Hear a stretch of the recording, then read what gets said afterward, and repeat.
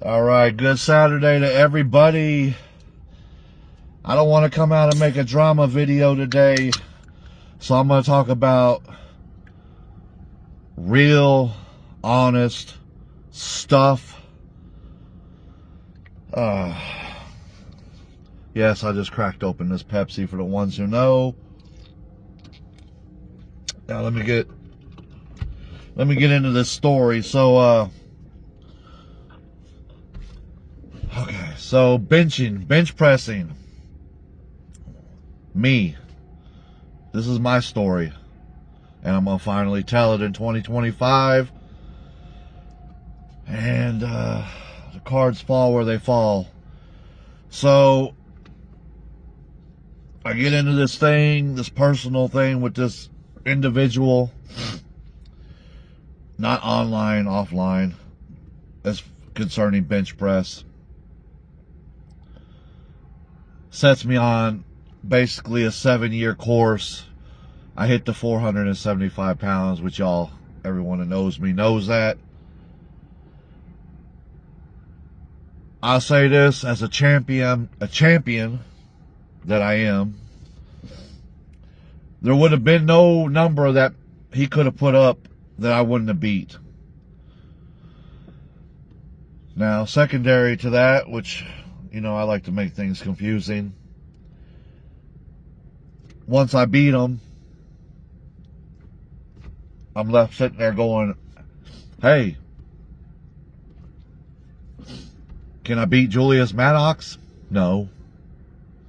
No, it's not going to happen. So, yeah. The fucking birds are messing up the video. I don't even know if you can see all them damn ducks out there. I told you we're going to keep it light, though. So, anyways. So, we're sitting there. And, end up... Well, I think I got online at like the 455 area. So that's when I was posting. I'm sorry for that. That's when I started posting at 455. This is my whole journey, all the way from then till now, telling my story. That's what it is. One of the questions, one of the most ridiculous things that's come up, I hear from time to time now. Why is MAXXX competing randomly with guys online? Why is he doing? It's so stupid. Oh my God. I'm Charlie W. and I'm a paper champion, but I cannot beat Max. He can beat me, but he can't beat me, right?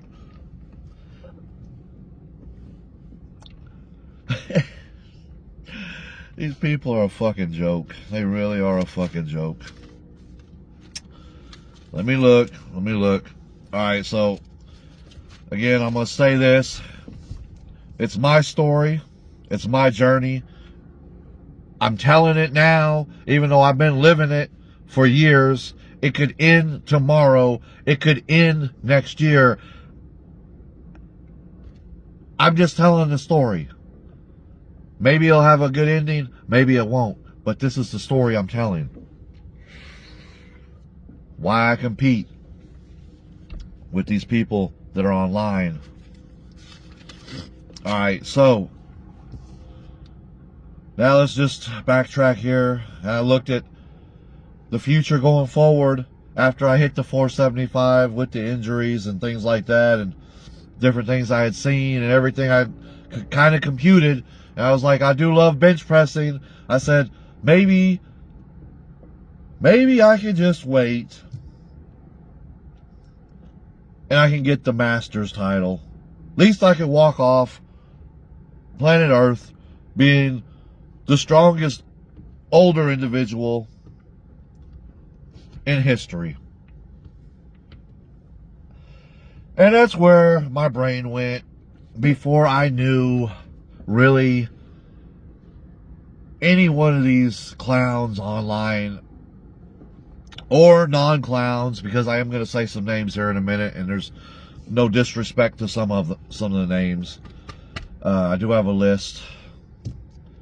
So my introduction was to a man named Cole Carter, who I was able to watch do slingshot work over and over and over with all these different slingshots, which didn't give me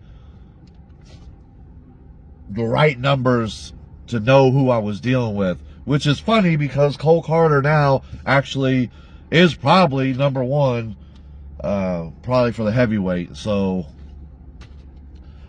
we'll end up having to circle back because I'm running out of time. I'm trying my hardest not to make this a 2-part video or even longer, but it's the whole story though. It's everything. So if you're 40 and older, I'm watching you. I'm watching you. Now, the story has two plays. It's two forks in the road. I come on here, and social media sucks. It's horrible. It's disgusting. But it is a tool. That's the only reason I just brought that up. It is a tool. It's a tool if you can use it. And I've been trying to use it. Now I'm going to move on. Like I said, if you're a 40 and over, I've been watching you. So, individual, I'm going to name off some names because all the other names really have no importance to me. Because let's say, let's just give this kid some credit. Like, let's say a Runner Boy or Nacho Guy, right? Or I'm just saying Prophet Fear. Any one of these people who you hear me talk about, but I'm not talking about them for bench press. I'm talking about them because of Dean and all that trolling nonsense, jealousy nonsense, BS nonsense. So you take that fork and it goes that way, and you got all those people, Yoked and Griddled, Pete Mountain, all the fucking trash of the fucking community, all those numbskulls out there. You got that line. And then you got the line I'm going to talk about. Charlie W. is a master's bench presser on paper. Now I just wrote the names down. There's no fucking. There's kind of a way I did it, but not really. Michelson. So now you know why I pay attention to him. Because I don't know. You can say I'm hating. I'm disgusted with the fact that this man can bench press 405, and he did it yesterday. It disgusts me. He's disgusting. He can't beat me, but he's disgusting. He shouldn't even be able to beat the young cats. He's disgusting. But now you know why I pay attention to him. Now you know why his name comes up. Alan Greenson. Masters powerlifter. Masters bench presser. Now, this name I watch, but again, it's across the seas. So, you know. But I don't want to be the best, you know.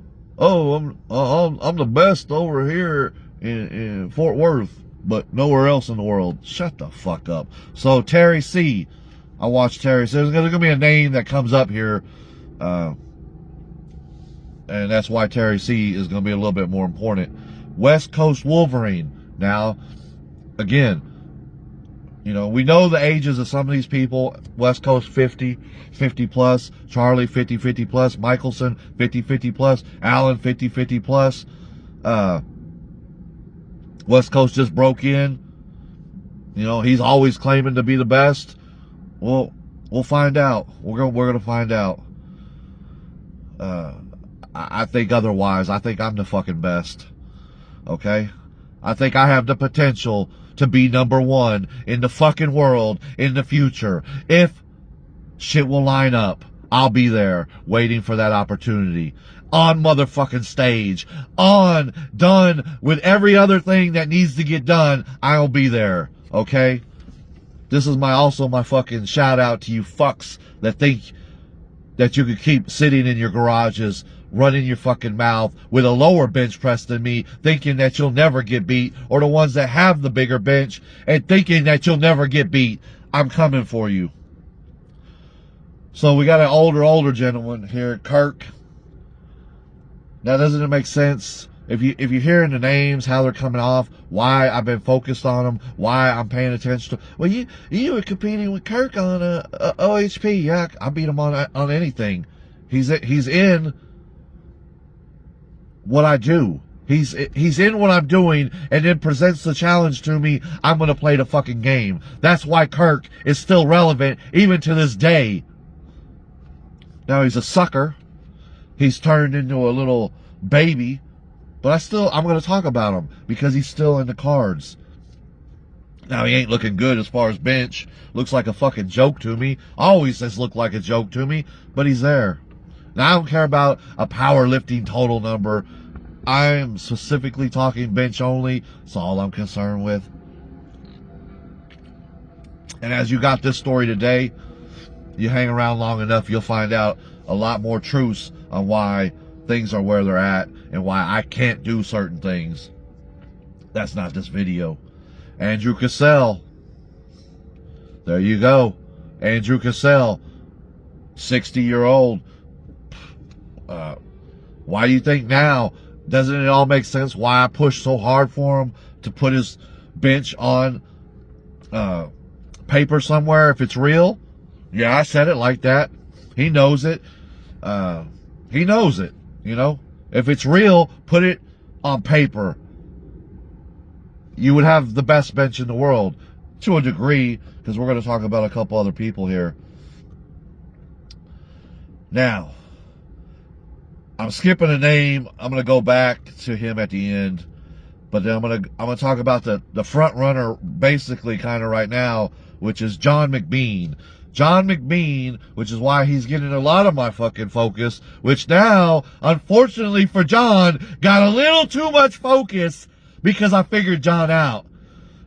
I had a lot of respect for John when he showed up, or when I came across John. I don't know how I found him.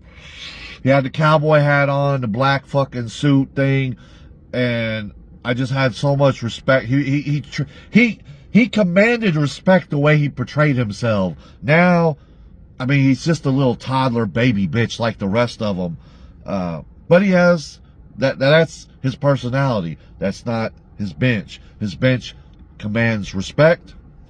It's dropping off a little bit, but that's only because I'm a champion and I know what's going on. But again, with John McBean,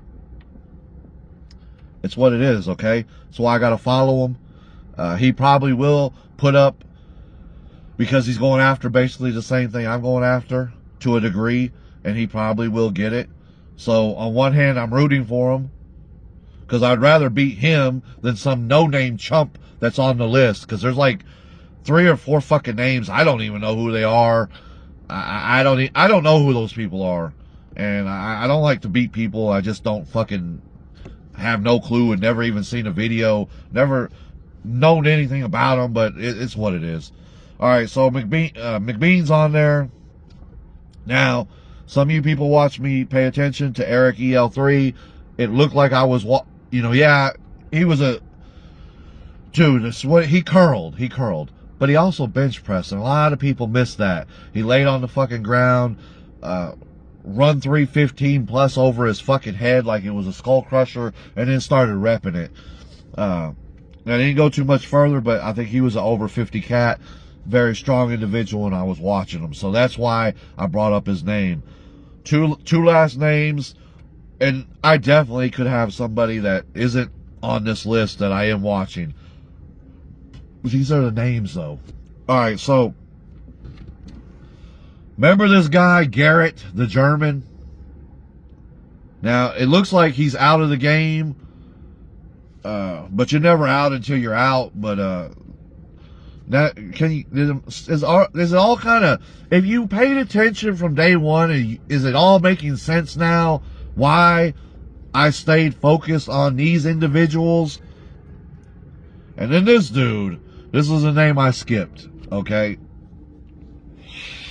Now, like I said, I'm probably gonna go over on this video, but Jude.